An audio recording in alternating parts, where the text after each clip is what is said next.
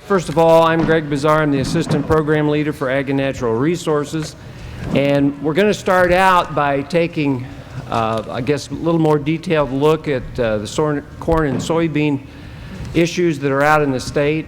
And we'll start off with Dr. Bob Nielsen, our Corn Extension Specialist. Bob? Thank you, Greg. Up close and personal. I don't have anything on clicker, so if Sean does, you can give it to him. So I've just got, I think, a few comments because what we're seeing is sort of self-evident as to why it's happening and what the extent is. But I mean, clearly, parts of Indiana receive too much rain every year, right? So this is not new to us in the Eastern Corn Belt, and we often deal with areas of fields that pond out and die out because of too much rain. So in that sense, this is not unusual. But I think what is clearly different about this year is the magnitude of it, the number of acres affected, because I suspect there's easily several 100,000 acres affected in some form or fashion, if not more than that. And that doesn't even include the acres that are affected downstream, which I was telling Barry Fisher here a little while ago, that's sort of been under the radar, but all of this rain in the northern part of the state has been basically in the Wabash watershed and the White River watersheds, and all that has been going south.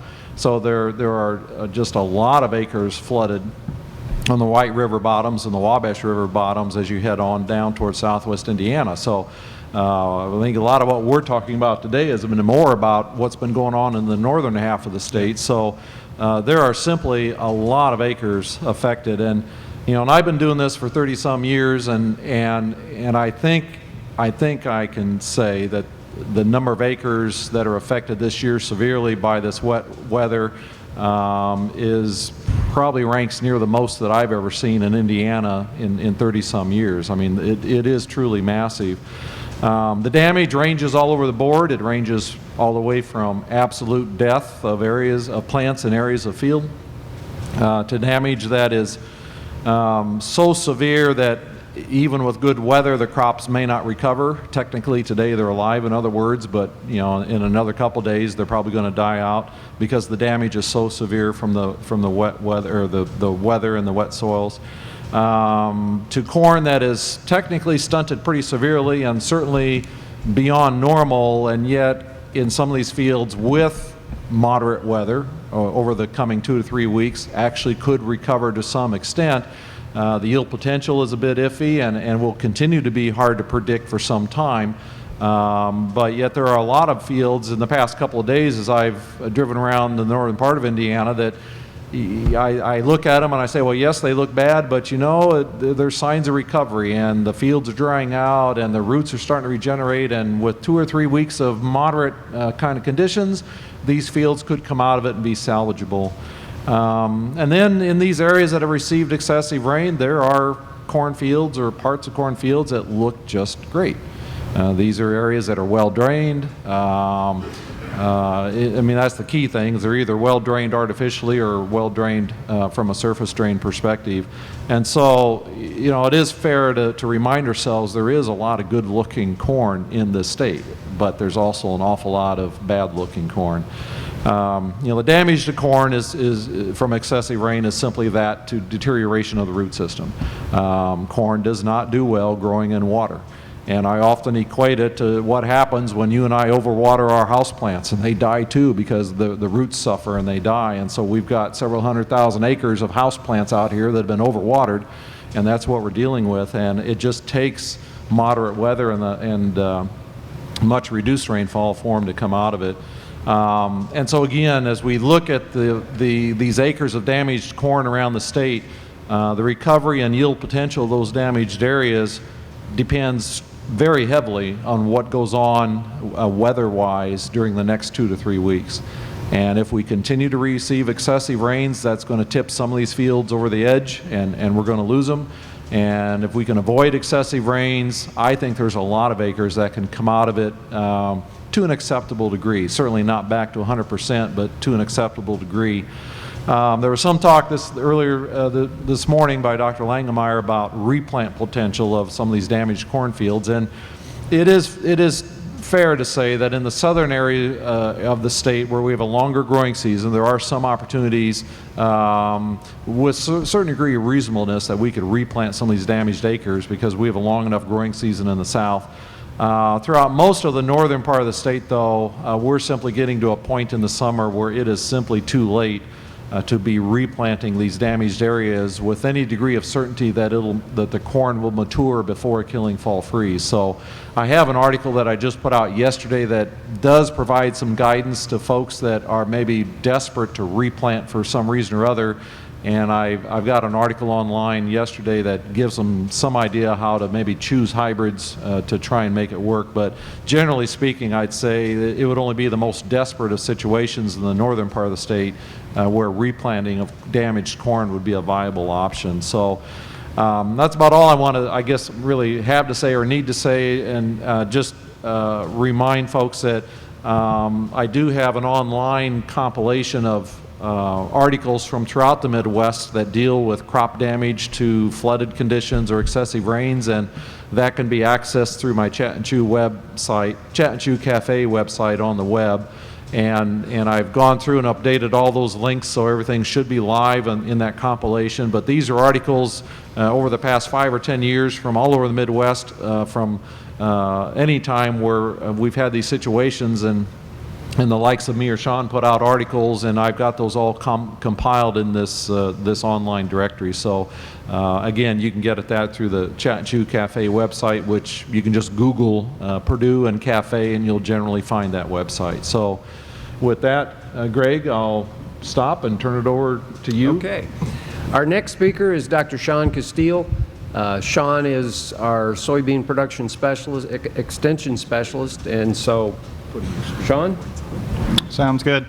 All right, I'll echo some of the things that Bob talked about on the corn front that go to the soybean.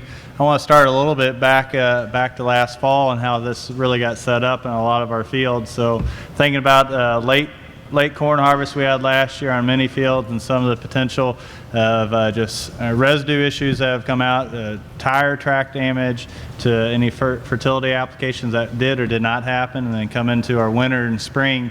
And then at springtime, thinking about when we actually started to warm up. Around the Lafayette area, the whole month of April, we never caught soil temperatures above 50 degrees. And for those that don't know, that we typically do. And so that's kind of our magical number of getting into the field and saying 50 degrees, all right, we feel like we can go.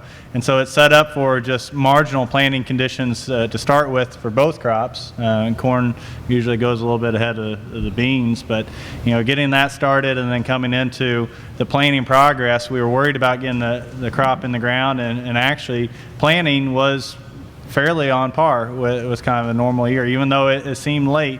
But I think the planting conditions were marginal when those that did get in the field. And so we've got several areas of the state that have got beans in the ground that were kind of slapped in the ground, if you will, with sidewall compaction, some restricted root systems that are developing. So if there's any silver lining to the rain that we've been getting and continue to get, is that there's been enough moisture for these plants to grow, get the root systems to grow through the compacted areas. So whether it's from tire damage, or whether it's from when it's actually planted, or some of the applications that were made this spring. So that's kind of one silver lining, if there is, with the wet weather we've had.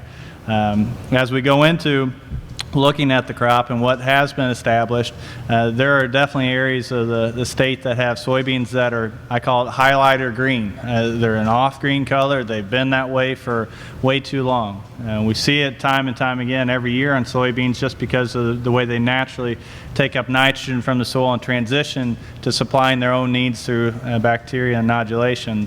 But it's going well beyond our typical stages, and so it's from the saturated condition, the wet, flooded conditions, that we're seeing this. The root systems are restricted, so very similar to what Bob was talking about on corn. that's coming down with limited oxygen supply. The second part of that is now affecting our nodulation, and again, that's how we're getting the nitrogen to supply our soybean needs. And so we're coming to a place where a lot of these fields are going to be nitrogen deprived, and there's not much we can do until they dry out. So there are some ideas of doing rescue applications to give it, I call it a shot in the arm, to get a little nitrogen in the system, not to overload it. It's not a typical practice in soybeans, but something to get things going, so then those areas that have just been saturated and still have plants can get going and get a little bit more yield potential than what they would without doing anything. And then it goes to the worst case scenario of having ponded fields that have been planted to those that just flat haven't been planted at all. And so I'm going to go through kind of the options that are ahead of us right now and think about where we're at in the state and how those change or not. And so thinking about planting or replanting, I'll put it in the same category because it's really about the calendar date and what you can do to get the crop out there and to get it to mature by the time you're coming to the end of the season. So if you think about the northern third of the state, again, we've seen more of the rains and these problems in the northern portion of the state, but the northern portion, we're going to look at cutting back our maturity group, so shortening up the varieties that we have and trying to maintain that. So it's about a half unit that we'll push back until next week. Well, many of these fields probably can't get in the fields next week even. So now it's a category of, okay, what should or shouldn't we do? We talk about some preventive planning and crop insurance and what's the yield potential. The guidelines that we really need to go with now is coming to when is the fall freeze for your area, okay? And do some backdating. So in a general sense, if we think about the northern part of the state, it's going to be October 4th to October 10th. You backdate about 90 days, and that's putting you July 4th to July 10th. That's the point that we want soybeans out there and emerged. And so then we have the potential to get that crop mature before we have our fall freeze. And so we're marching up on that here in the next couple weeks. And with those plantings, we're looking at shortening up our variety by a full unit, maturity group unit, and increasing our seeding rate. So for those that need it, it's 225,000 seeds per acre is where we're at. Yield potential on those kind of plantings are going to be 60 to 70% of what you might think about at a timely planted without the water stress, okay? As you go to the central part of the state, and we've got the east central that's definitely saturated as well, the calendar date just shifts ever so slightly, so we can maintain until the 4th of July, so June 20th to the 4th of July with a shorter season variety, but then we again start doing this backdating with the fall freeze, so that might put us into an October 10th to October 16th category on fall freezes. So then that puts us to, well, by July 10th, July 16th, these soybeans need to be up. And again, it's a roll of the dice. It's just trying to get the crop out there, get it close to maturity. A lot of cases it won't be fully mature even by October 10th, but it's going to give you close enough to still get some grain. And then obviously, as you can imagine, as we go further south, we have a longer window, and you can even think about double crop scenarios that are playing out in first crop planting or in the flooded plains around the rivers. So that's kind of the guidelines in terms of the planting and replanting situations, whether it's for the first time or ponding. Okay, thank you, Sean.